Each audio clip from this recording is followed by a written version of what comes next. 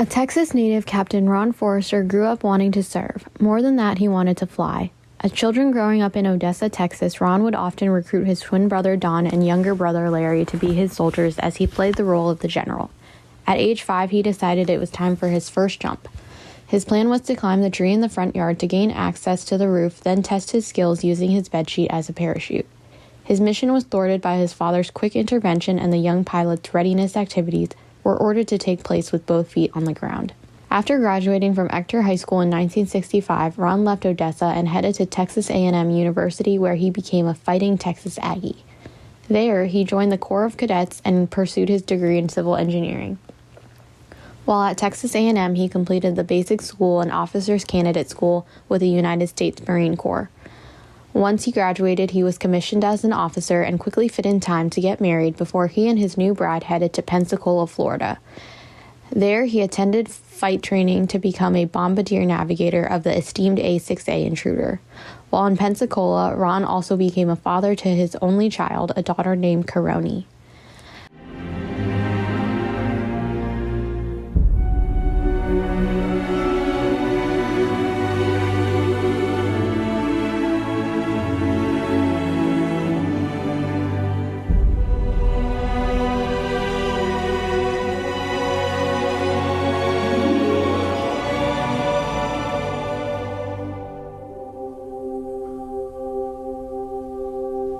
From Pensacola, the young family moved to Marine Corps Air Station Cherry Point, North Carolina.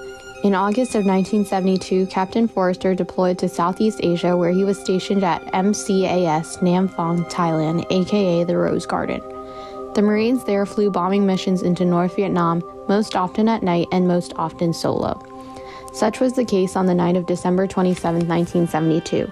Captain Forrester and his pilot, Captain Jim Chipman, left the Rose Garden at 2000 hours for a solo night mission in their A-6A Tiny 05 as part of the Operation Linebacker 2, Nixon's effort to bomb Hanoi to the negotiating table. That night, Tiny 05 failed to return to base. Both Captain Chipman and Captain Forrester were listed as missing in action. The peace treaty to end the Vietnam War was signed 1 month to the day later on January 27, 1973.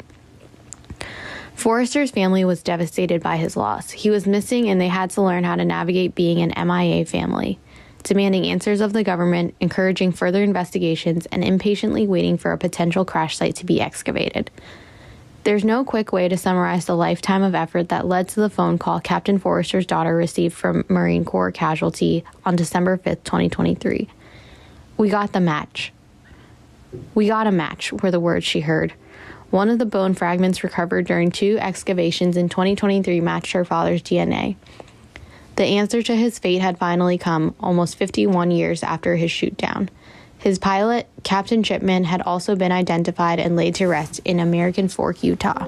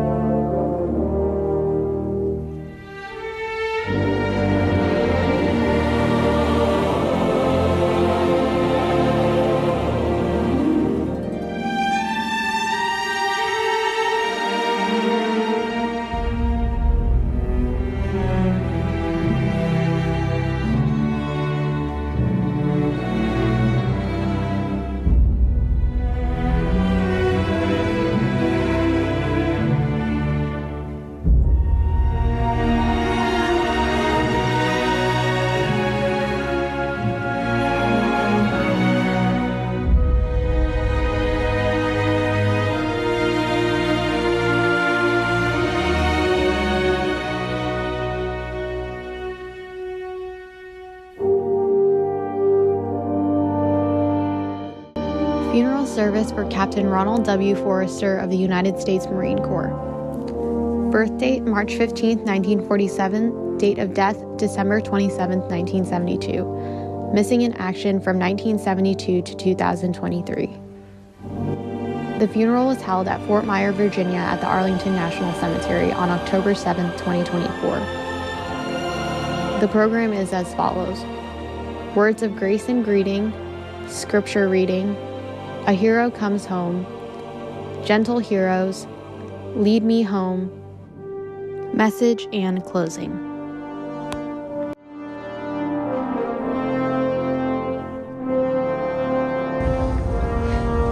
So today we finally lay Captain Ronald Forrester to rest here in the hallowed ground, Arlington National Cemetery.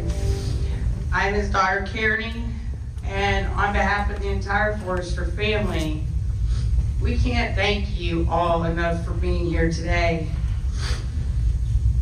Also appreciate those of you joining us virtually. Where is that camera? Okay, I don't know, so if I point the wrong direction, I'm just saying hi. Okay, thank you. You know, back in 1978, most MIAs from the Vietnam War were declared dead unless the family could prove otherwise. And we could not prove that Dad was alive any more than the government at that time could prove he was dead. And so we found ourselves here at Arlington to have a funeral service and place a memorial marker on a hill. Craig and I were 7 and 8 at the time. There were about 12 of us total, immediate family only, and maybe just a couple, a handful of others. As a child, it was very confusing to me. But this is what a funeral for Ron Forrester should look like. We have a room full of caring people that take pride in my dad's service.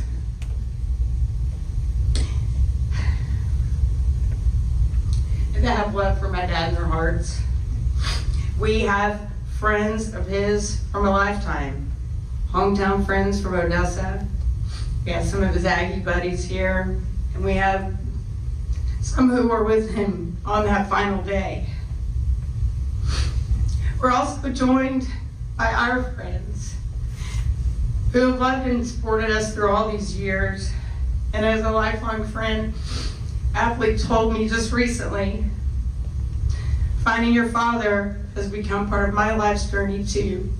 So we're all here together for a long-awaited day. We also have a great representation of Texas Aggies here. Thank you. I didn't even have to tell you to whoop. I'm excited. You know, the love and support that we received as a family from Texas A&M, that a son of Texas A&M was coming home, it has been, quite frankly, unmatchable anywhere. It is always a good day to be an Aggie. And I tell you what, the Forrester family has really appreciated that love. We're also surrounded today by members of the POWMA accounting community. Just saw a couple more. And it's not just the folks that work in the government that I'm talking about. I'm talking about the MIA families that are here, those who are still seeking answers, and those of us that stand with them, those of us that have answers now. It's also filled with people that are members of support organizations that raise awareness. Folks like Run for the Wall. We have members of the Ride Home. Till we all come home. Thank you. And also, while we're talking about support organizations, I want to thank Patriot Guard for their support through this. But I do want to go back a little bit, well, me also, before I go back to the folks who work for the government, special group of veterans, researchers, who shined so much light on Dad's case and gave us information that we wouldn't have had otherwise. So Jay, Joseph, Merle, Lou, Glenn, I'm not sure what to call all y'all collectively together, but our family thanks you and will forever. And then we have those who do this work for the government. Some, I see you smiling, but some of you that may not work in the issue now, but have done work with DPMO or DPA, JCRC, JTFFA, JPAC.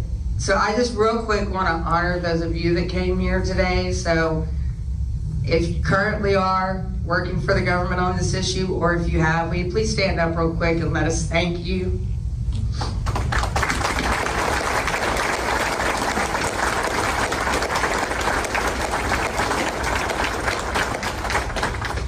Also, I do want to give a shout out to Bob Maves and Captain Kim, who came from Hawaii. Maves has put up with me for decades. Don't ask him about the fire alarm. And Captain Kim, we became fast friends when at first he asked to attend my dad's case review at the annual government briefings a year and a half ago, and I had never met him and couldn't understand, but said, okay. And then he said, I worked your father's crash site in 21. And so then I cried and hugged him, and we've been best friends since. There's another special group of people here I want to acknowledge today, and those are members of the Vietnamese American Committee here in the DC area who reached out and asked to be able to come and be present with us to pay respects and show gratitude. And that really touched me deeply for them to come, and they brought this beautiful arrangement because they are a living, breathing statement that Dad did not die in vain. They are here to appreciate him. And as one of Dad's Aggie classmates recently reiterated to me, because he said it before, he said, because of what your dad did, and because of Operation Linebacker, ending the war, a lot of us got to come home. And we are forever grateful for that. We also have some high-ranking officials here with us, and I know that's got to make Dad smile. Right? But so we all do know that there's a lot of people that had to come together to make today happen. I personally thank you so much. And Major Kimani escorted Dad from Hawaii all the way here, and he was in touch with me the whole way. I had complete trust. He was bringing my dad home to me, so I will forever thank you for that, sir. But we all do know the part about Dad being shot down during Operation Linebacker 2, and that it took 50 years for us to get to today, over 50, but who's counting, right? Let's talk about some of the other things in Dad's life, in his short life, things that he taught us that we should take away from today. So let's start with some of those earlier years, and I think the best way to describe those are to read something that my Uncle Larry wrote in a book that he still has not published. He said, from his earliest days of self-awareness, Ron loved the military. In 2 boot boxes, my mom and dad have stored all the black and white photographs from the days of our childhood. A recent examination of these pictures stunned me. The Bible is prophetic, and so too are family photos. The Nocona boot box houses a likeness of Ronnie at age 3. He is riding on one of those carnival airplanes that are suspended by chains and fly in a low circle. His big brown eyes reveal a sense of mission. The Justin boot box treasures several more such revelations. Here, at attention, rigidly stands the young aspirant with a toy Army rifle. Here, he struts with a toy airplane held high in the air by extended arm. In this one, Douglas MacArthur could not have looked more arrogant than my brother, decked out in an Army helmet. For those with an eye to see, the photographs foretold his future. Yes, he was destined to serve. His actions and character along the way also teach us some lessons. Now, one thing that Uncle Don talked about during our celebration of life back in February, and I think it's worth reiterating, is that Don and I have had the opportunity to talk with some who served with him, and the one thing that's very consistent is they always talk about Dad's kindness.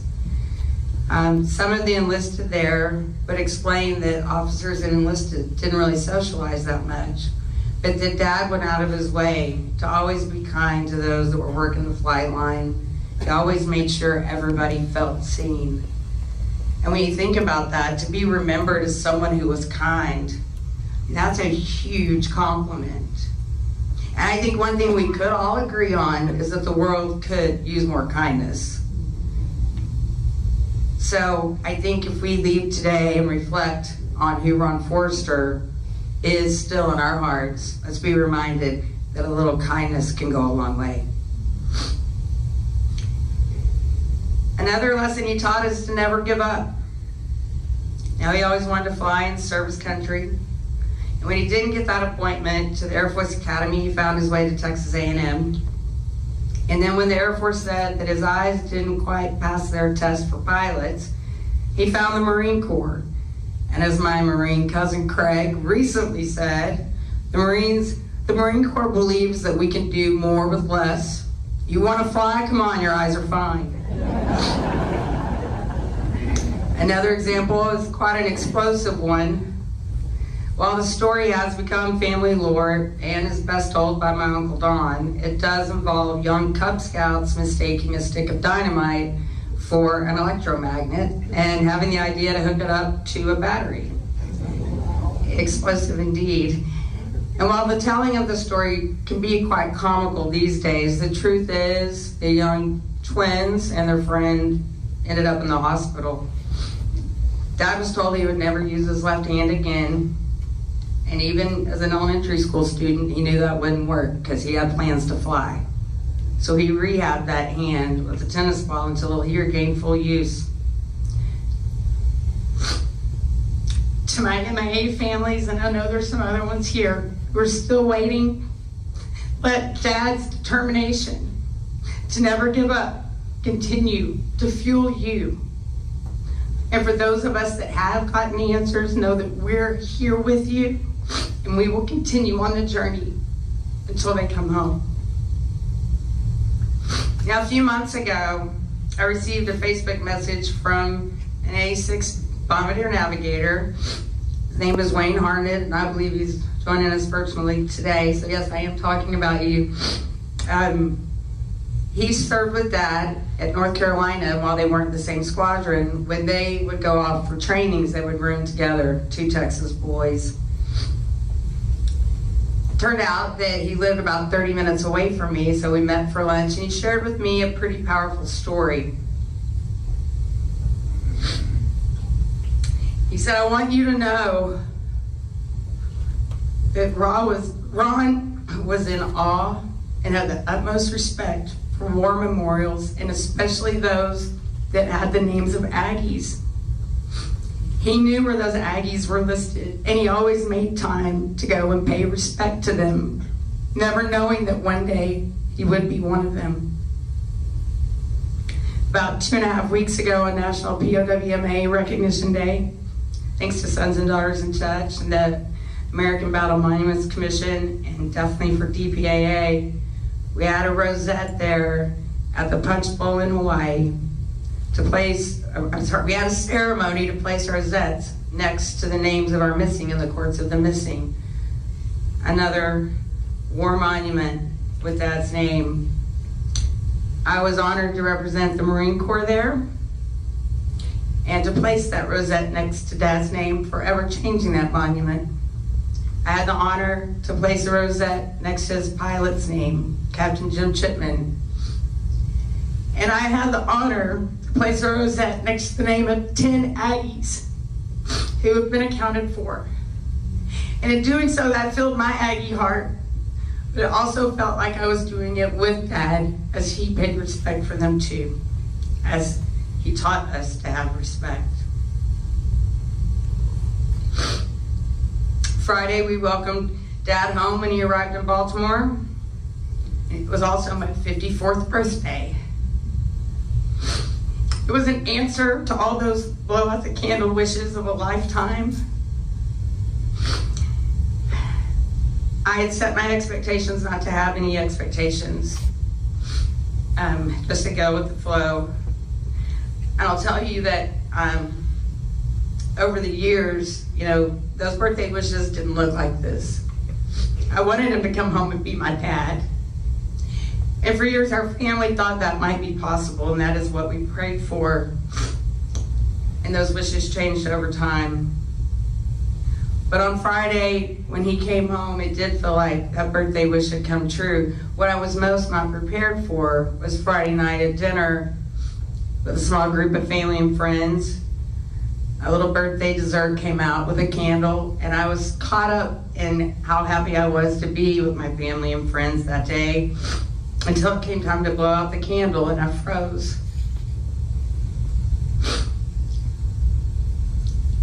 Lillian from across the table in her sweet voice said, "Mom, pick a new wish now."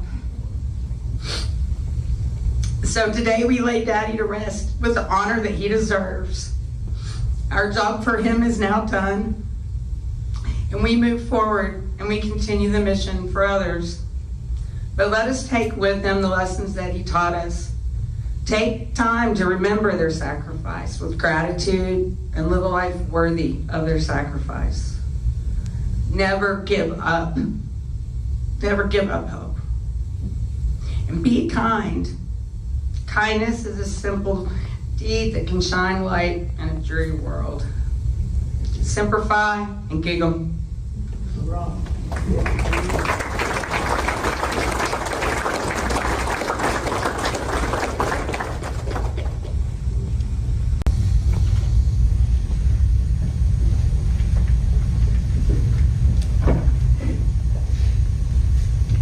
Alrighty, can y'all hear me?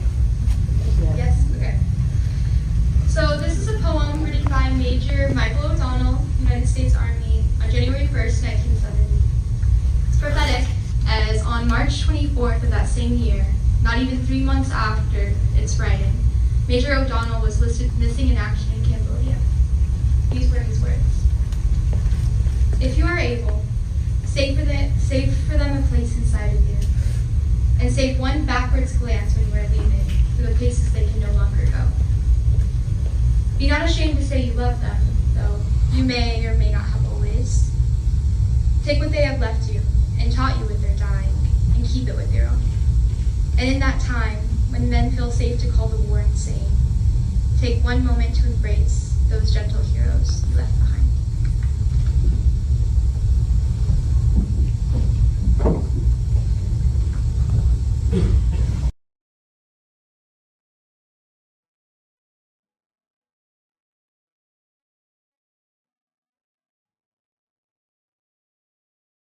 We're here to honor a man who gave the last full measure. And as we do so, thank you for the opportunity and privilege to be here.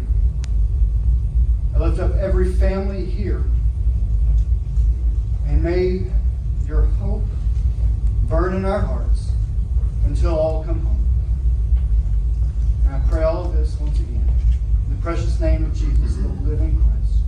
Amen. Amen.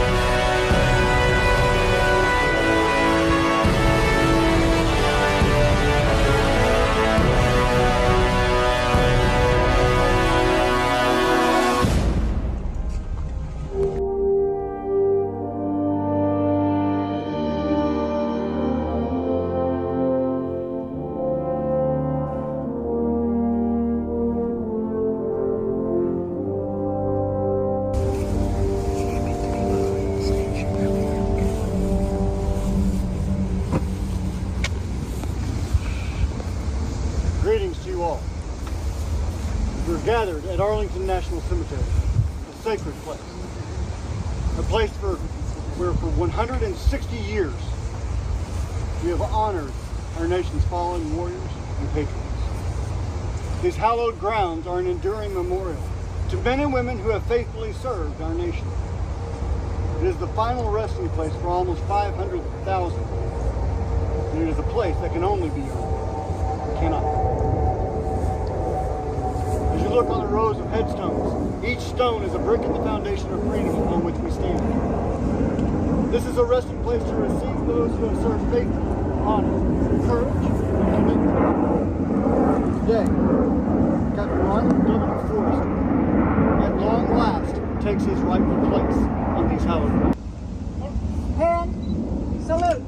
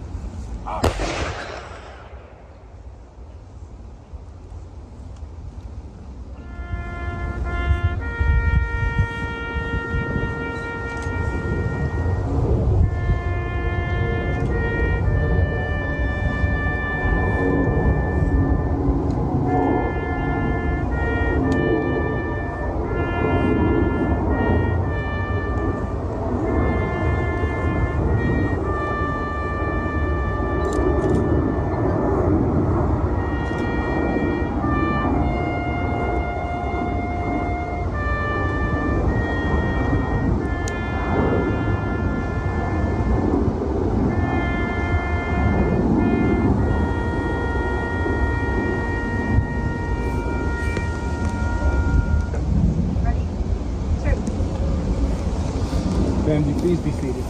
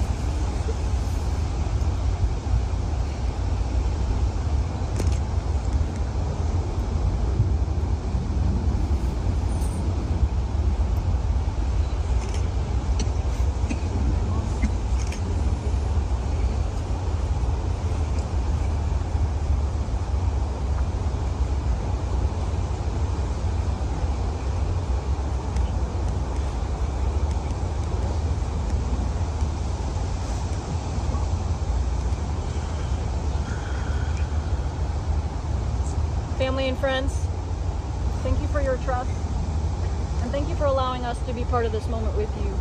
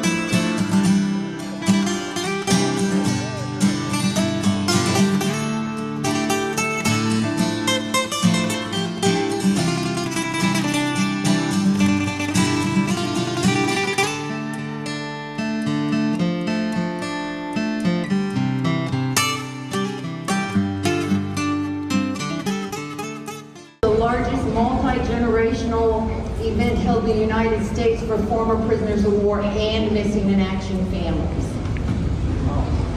As an executive board member of the previous Ride Home and annual POW recognition event, today I bring you celebration from Mo Moyer, our national director, the executive boards, the board of directors, the members, the volunteers, the supporters of Honor Release Return Incorporated, and the Ride Home.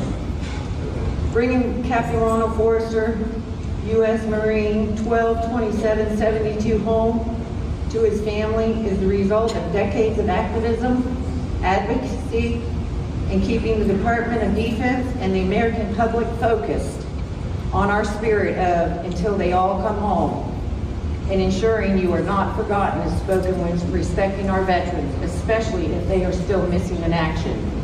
We have been blessed to know Karoni and be involved in the quest to find her father. She and her family will forever be in our hearts. It is our prayer that current and future generations will continue to hold the government accountable for bringing home and repatriating all of our heroes. As of October 3rd, just from Vietnam, 1574, families wait for the return of their loved ones. More than 81,500, including World War II, Korea, the Cold War, Gulf Wars, and other conflicts. So today, as we celebrate the return of Captain Ronald Wayne Forrester to his family, let us not forget to fight until they all come home. Welcome home, Captain Forrester. You'll never be forgotten. Hoorah!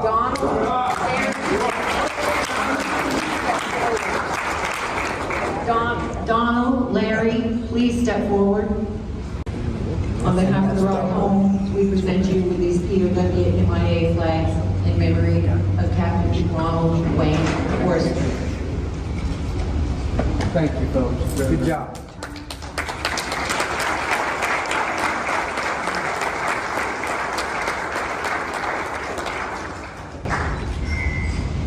Karoni, you're special to everyone in the Ride Home. Do we have other Ride Home participants that are here? Please come forward. Here for. I think Reggie left.